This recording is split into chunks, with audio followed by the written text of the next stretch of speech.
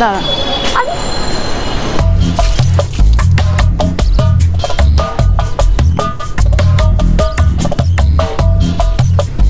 Hello, হ্যাঁ, না আমি সন্ধ্যায় আসবো তো। হ্যাঁ ঠিক আছে, ঠিক আছে, ওকে। হ্যাঁ আমি চলে আসবো, সে পড়াবো না। হ্যাঁ ওকে, ঠিক আছে, বাই।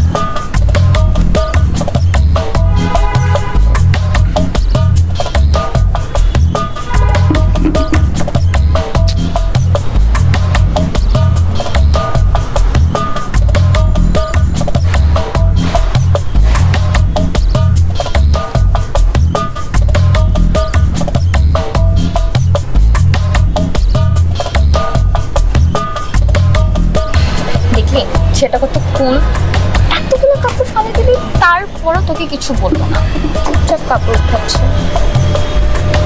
নিজের ধুতে হয় না তো, এর জন্য কোনো রিয়াকশন নেই।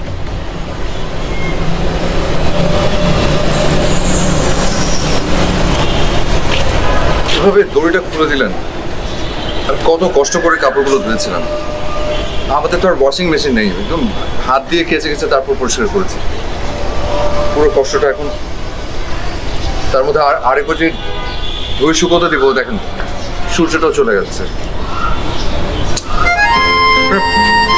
তো ম্যাচিওর শিক্ষিত মানুষ কেন যে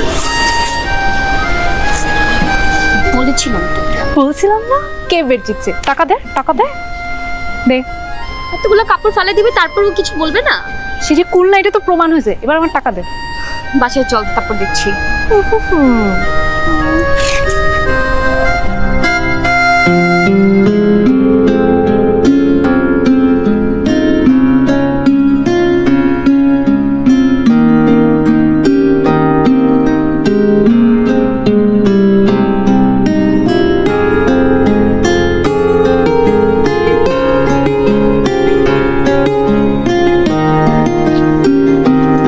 সরি।